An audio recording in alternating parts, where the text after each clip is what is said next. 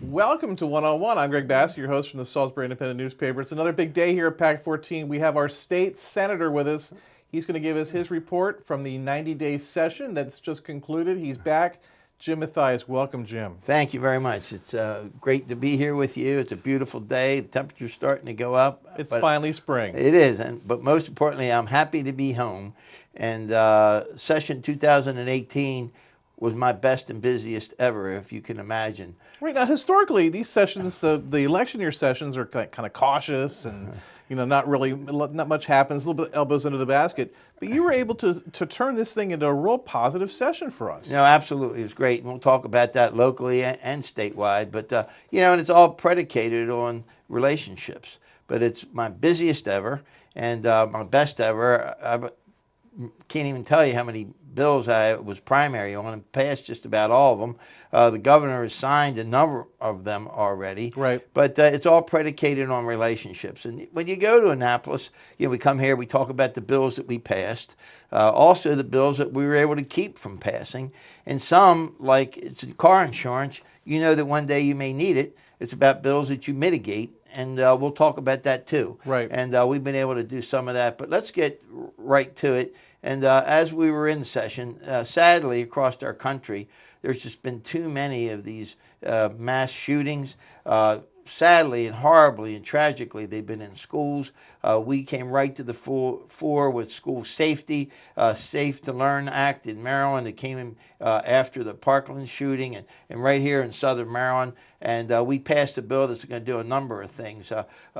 Immediately, we're going to identify in every public school in Maryland some of the risks that are out there. We're going to be able to get an accountability of the safety resource officers that are out there in high schools or law enforcement, and if not, what their plan's going to be. We've taken and adopted a safe commission, a safe school commission, where the state school superintendent with 5 other of the governor's cabinet will be collaborating, and then with stakeholders are going to come in, behavioral health people, so that tragically we have had one too many of these situations throughout our country, but because of the numbers that we've had, after action reports that now we can start to bring in from these other areas that they've had these tragedies, and we can start to see predictive behavior forecasting. And we're going to collate all that into the Safe Schools Commission. We're going to report that back and take action. We've appropriated money through the budget.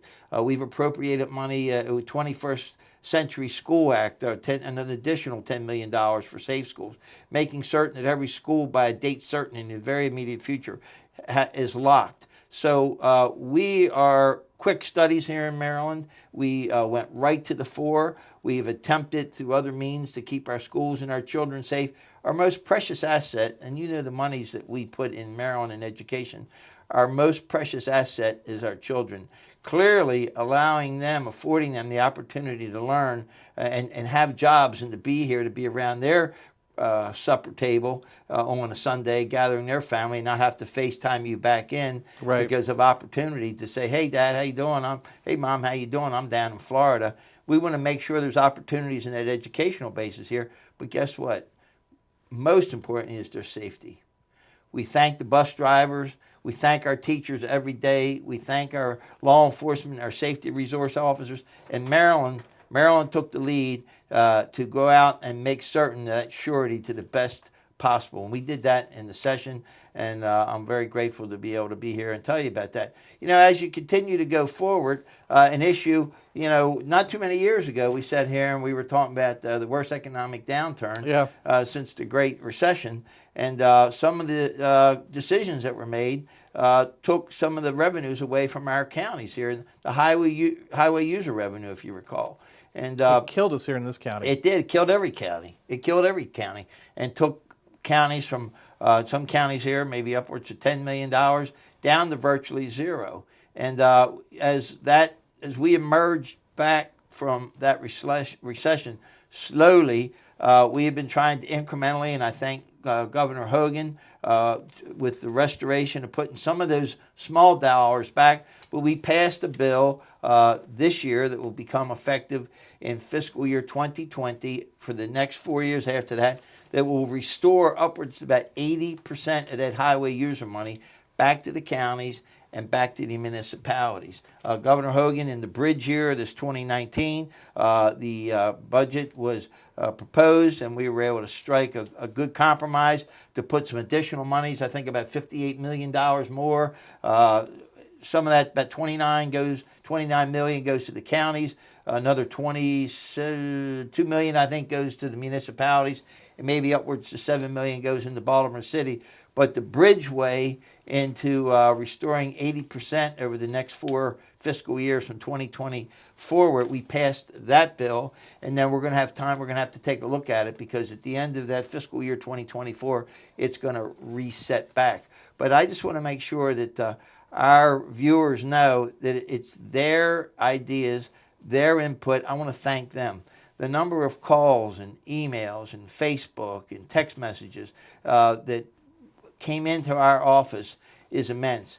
And whether I'm talking with our county executive here, Bob Culver, or the county councils in here, or Worcester, or Somerset County, number one right off the top has been highway user. Highway user. Yeah. These are critically important. You know it as a motorist when you see the roads out here that are struggling and suffering. So I want to report to you today that in addition to school safety, we were able to bring that money back as we continue to recover and emerge out of this recession. And I thank our constituents for staying on that and for being patient as we do. Most importantly, when you look at our industries here on the Eastern Shore, the very first thing comes to mind is agriculture.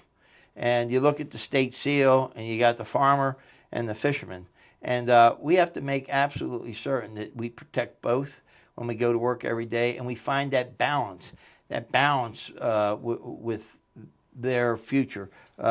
Former Senator Lou Riley, who we were very pleased it was an ag secretary, he said, you want to make sure that you have a successful agriculture industry, you protect your farmer. You make sure that your farmer is profitable. And you know what? You won't have to worry about those farms, because when a farmer is making profit, they don't want to sell those farms for development. Right. They want to make sure they pass that farm on to the next generation and the next generation. So when I go to work every day, I go to work looking at our farmer. I go to work looking at our small business. I go to work looking at tourism, and we'll talk about that in a moment. But we make sure that we take that in mind. I was able to sponsor a bill this year, which is statewide, has local issues, but statewide, and that increases the weight variance during harvest time. On the trucks, On yeah. the trucks. Yeah. And, when you're out in the field and we're harvesting, sometimes, depending on how wet the season is, that crop can be a little heavier than other times. Yeah. But we were able to increase that. Less truck trips, less wear and tear. But guess what? Our farmer, our agricultural industry really, really appreciates that. I did that last year with poultry. We did it this year with our crops. Very fortunate with regards to the Farm Bureau. We have an excellent working relationship. And I want to thank our farmers here. And I know, that I reach out to them every day, as well as our other cornerstone industries and small business, so that they know how appreciated they are. You also stopped that bad air bill. Well, we did. We which worked very hard. It had no basis on science that I know of. You're right. And look, let's just say this. Balance is important, but you have to find a balance that is science-based and that it's we not can just believe anecdotal. and trust it. And it's not. And Yeah. you know how you do that? You do that at the round table. Right. Where you invite your stakeholders in. And respectfully, you just don't have one side saying what is. You have to have the practical side, the folks that are in the trench. We want to make sure that everybody's healthy. but also we want to make sure that our economy is strong and healthy, but not at our citizens' expense nor their health expense. You take a quick ride around this peninsula and you look at the philanthropy from our agriculture industry, our poultry industry, the higher education, how we're able to stabilize tuitions, how our students that are graduating, we're working hard to get pre-K and K, the best school systems that we could possibly have, and then upwards to affordance. You know what I've been able to do with Warwick Community College. I thank Wycomico for what they did, and I've been working to replicate it with Somerset. Right. We haven't been able to get that bill. We'll talk about that, but I was able 2 years in a row to persuade Governor Hogan, and he and I worked very well together. Right. He was able through a budget amendment last year. This is the scholarship program. Yeah, so right, for that people, Somerset. yeah, so people can go directly from high school to Warwick.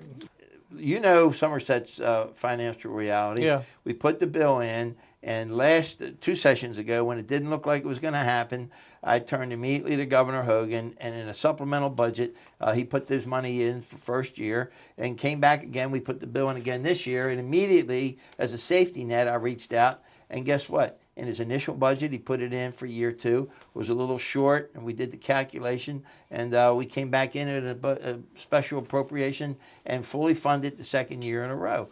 I mean, that is what's important. It's important for the affordance so that when we educate our children Right. and we are able to ascend them through higher education, but the most important thing is that they have job opportunity here.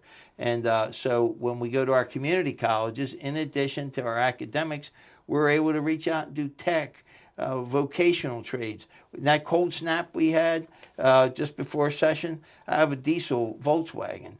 And I went out, it was 0 degrees, and I was off the road, and parked off the road, and the road was descending. When I got out on the road and I started to have to go up the incline, my car stopped running. You know why? Because the fuel had gelled in it. I didn't call the doctor. I had to call the shop, the mechanic shop. Right. And when I got home, lightning does strike twice. When I got home 2 days later and I put my heat up, I leave the house, I put the heat down to 66. I put it up, it was cold. Guess what? It went from 66 to 63. It didn't go up, it went down because my heat pump stopped working. And I had to call my HVAC person. Yeah.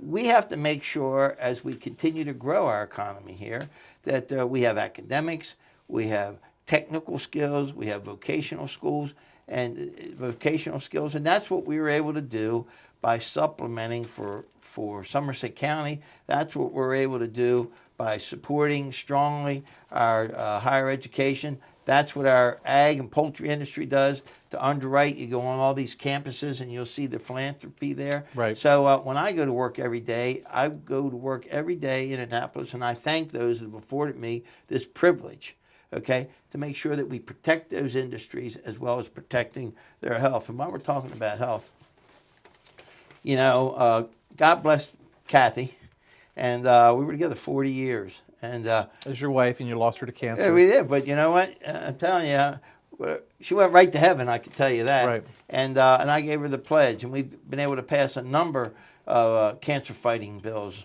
But the one I want to talk about right now not only fights cancer, but protected families. We talked about the families, and that was the fertility bill, the fertility protection bill. Right. Probably upwards to 70,000 Americans of childbearing age will be diagnosed with cancer this year. And when they find that out, they also are giving their treatment program. They will learn, unfortunately, that that treatment, whether it's chemotherapy or radiation or surgery, can damage their reproductive system. Right. So all of a sudden, your world is shaken by this diagnosis. All of a sudden, you're hearing about what your treatment plan might be, and you start to think about, in addition to your life, your future family's life may be at risk. Right. And then they realize that if you're fortunate enough, and we'll talk about stabilizing the individual market on health insurance, if you're fortunate enough to have health insurance, up until I passed this bill, when you turned for relief from your health insurance, that there was no coverage there. And while you're figuring all that out, if you wanted to protect your reproductive system, you would have to spend upwards of $7,000, $8,000, $9,000, $10,000 to do it. Right. Well, I can tell you that worked this bill last year, 2 sessions ago, and had to have more study. I'm happy to report to you now that large group insurance companies must provide to those that want to protect their reproductive systems that are facing cancer. They must provide them that coverage. Right. Must provide them that coverage. Now, guess what? As our research scientists, as our doctors are hunkered down today, we are improving the survival ratio, the percentages on cancer. And as we are improving them, with this bill, not only are we improving cancer survivorship, but what we are doing is improving the chances of our survivors to be able to have their families. Right. Families that are right here on the shore, right here in Maryland. And the gratification that, ladies and gentlemen, that you have provided me, allowing me to go and work in that behalf is ever gratifying. And your wife survived a long time. Oh, she did. We fought the fight for 14 years. Yeah. And you know what? God forbid. And you know what used to be... As a community, we all learned a lot from watching her.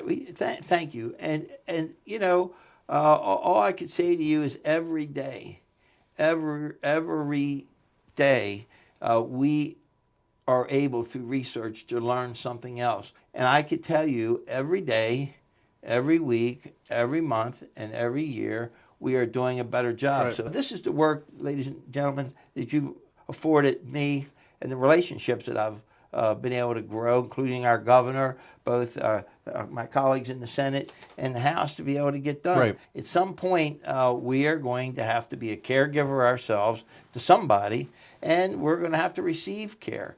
And some folks, we can do it in our home, and other folks, they do it in nursing homes. From the day one that the Affordable Care Act was adopted, there has been a movement to try and reverse that, to take it away. The Supreme Court upheld it. The ballot box upheld it.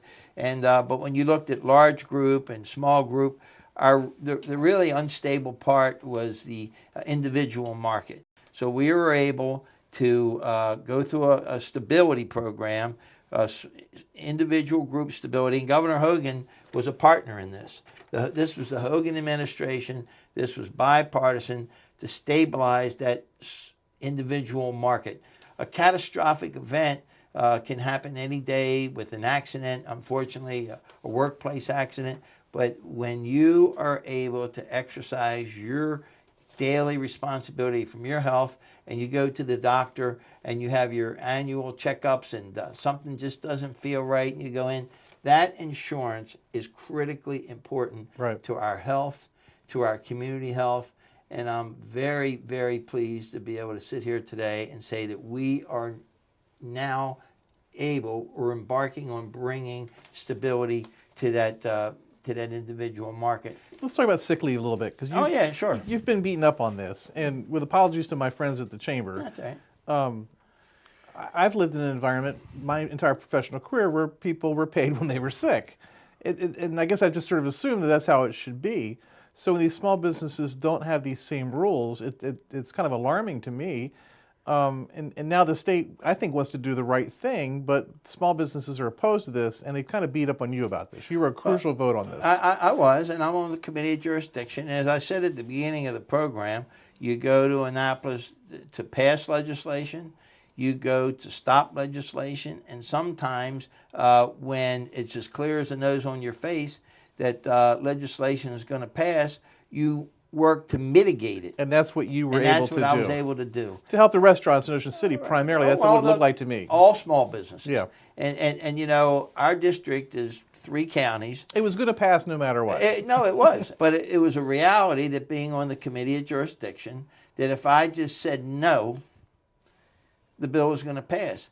If I earnestly said, let's talk about this, when that bill came over from the House 2 sessions ago, it was much more costly to businesses. And by the way, it's an earned sick leave.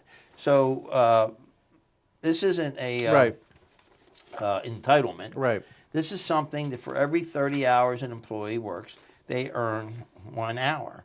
And but when the bill came over, it had a 90-day reprieve on it, for lack of a better word. And when I came home after that first year and the bill failed, I asked the business communities, what do you need? Because of our seasonal nature of our business, they said 120 days. In any event, I was able to go back and reduce the number of days an employee could earn from 7 to 5, increase the number of part-time hours that you had to work from 4 upwards to 12, and also be able to grant a longer time from 90 days to 106 days before the bill. You would accrue it from day one, but you couldn't start using it until the 107th day. And then I was able to achieve that 120 days for the last 2 weeks to 14 days to get a doctor's note. So when the bill came from the House, the bill was much more onerous to the business community. Modestly, I was able, through negotiation and goodwill at the table, to make it a less costly bill to businesses and move forward. Also, what I was able to do... And wait, do you build that goodwill at the table because they know that you're going to vote correctly at the end? Or? Well, I mean, I don't trade my vote right. from the front side. But when they look at my voting record, there are some people that come to the table and they were able to earn compromise, but then when they get to the floor, they vote no. And that catches up with you very quickly. I'll see you at 8 and you don't show up at all. Right. I'll see you at 8 and you show up at 10. You start to earn that kind of reputation.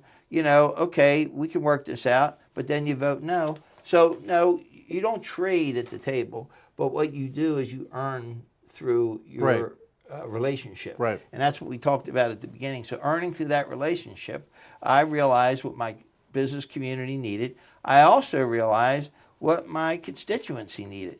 I go into a workplace and people come up to me, they know me as Jim. They don't know me as a senator. And I've watched their children grow up, or I've seen them, on the boardwalk, or I see them down in Chrisfield at different places. And they work 2 and 3 jobs. And guess what? They work hourly wage, as you referred to in the beginning, right. with no earnings protection, that when they're off, they lose their pay. So simply put, I was able to marry the needs of my constituency and the needs of my business interests together in this bill. So, no, I didn't say, here's my vote, what can you do for me? But what we did do, because there's going to be another bill another day. You see, the thousands of bills that we discussed this year, and I'm working mightily, and I want to look and ask your viewers for their continued trust and their support. I'm working mightily to get reelected again, because there's going to be more bills. There's always going to be another issue, and it's the trust. It's the integrity that you earn at the table that allows you to be at the table. When poultry or small business, I'm the transportation subcommittee chair of my committee, and you look at the transportation needs that we have here. When I'm able to sit down and broker through trust, that's how we're able to achieve. When Mayor Jake Day says, look, we need this downtown revitalization money. When Carl Anderton realized a few years ago that the monies that were supposed to be in there for the Purdue Stadium weren't there. And at the last minute, he was pumping gas. Right. And learned at the last minute. He and I went together. The disparity grant here this year was about to expire. And that here in 2 of the counties I represent, Wycomico and Somerset, meant upwards to, I don't know, maybe $4 million, perhaps to Wycomico and $2 million to Somerset. I don't have the exact number, but we were able to, because of the economy of our area, because they had a maximum piggyback tax to 3.2 local income tax, because they exercised their maximum tax efficiency, the state will make up the difference, the average difference, with a grant. And that is critically important to us. And you know how that happens? Trust. Right. Need. When I talked about maximum tax efficiency, that a community is doing everything they can do and needs that extra effort and that extra help, I'm able, through trust and relationships, to deliver that home here. You talk about, we're getting ready here soon to get a Harley dealership, I think, right here. Right. And it's going to be great. Mr. Rummel was doing a great job. And they came, and I was able to get a bill passed that's going to allow Sunday sales of motorcycles. which no one knew that you couldn't do. Right, and that's good. And I could say to you, last year we worked on a bill. You know, they have Bike Week in the region now. It's not just in Ocean City, but we bring Bike Week in. And one of our biggest users in the convention center was Mr. Rummel.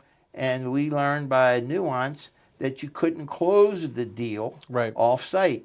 And we were able to pass a bill last year that allows you to close a deal on motorized events off-site with motorcycles. We did that.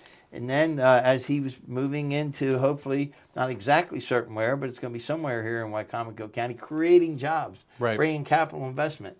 He asked if we were able to put this bill in for Sunday sales. I'm happy to tell you we're growing jobs here. We're growing jobs in Wycomico, growing jobs in Worcester and Ocean City by being able to increase the on-site caps of the limited distillery at Secrets. You know, we were able to get a Class 9 limited distillery license 2 years ago. You look at the millions of dollars that Mr. Moore and the Secrets operation has invested in Ocean City building that distillery, brought those jobs back from Delaware, made that investment in Maryland, a tax base, and because of some of the archaic laws that are here, you could produce it, but you had to sell it to a distributor and buy it back your own product.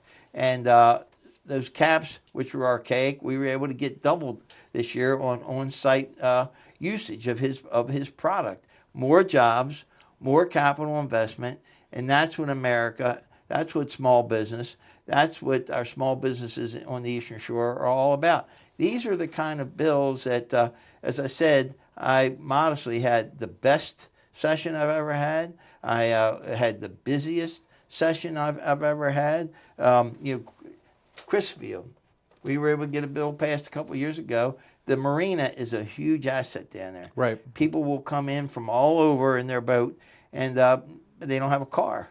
And so guess what? Why wouldn't you, in a small community like that, be able to use golf carts? We were able to get that bill passed a couple of years ago, but we got it out of the House with the appropriate language. But when it got over to the Senate a couple of years ago, it lost its most important thing, to be able to go up and down on the main roadway in Chrisfield. We got that bill passed this year. Myself and Delegate Otto, we worked together. And, you know, we could sit here today and we could talk about bipartisanship, but I could tell you a number of policies I've worked with Governor Hogan on. I could tell you our Eastern Shore delegation works together when it comes to our core issues. We work together most of the time, but I already talked about Delegate Anderton, talking about Delegate Otto here. And this is, when we go to Annapolis, what should be behind us is not a D or an I or an R. What should be behind us is an ES, Eastern Shore. And we all need to band together to make certain that we are able to take our needs to the legislature, to the executive branch, to the attorney general when it's necessary, to the comptroller, so that we can prevail, not us individually, but for our people. So there's a lot going on with the Bay, a lot of progress with the Bay, a lot of issues offshore. Where are you on this stuff? Well, clearly we were able to put in a bill. This is our most valuable asset here, our natural resources, and people who have been fortunate to be born and raised here. Hey, we give thanks every day. Those who say, hey, we want to move there, they come here for our bay, for our beaches. We were deeply concerned about the Department of Interior and an executive order which would open up the Atlantic Ocean to offshore oil and gas drilling. One accident could be devastating. One accident can destroy with the winds, can drive that accident, that oil, up into the Chesapeake Bay, onto the beaches of Ocean City, which is not just Ocean City, it's our entire region. We made certain that if we're not able to get our point across through our federal delegation, and we're working across the full spectrum, all 8 of our House of Representatives and our 2 U.S. Senators, that I was able to get past a strict liability, that if in fact you come here and you're going to engage and there is an accident, you're going to be held to the absolute letter of the law to repay for anything you've done, plus losses, damages, loss of your revenues for your business.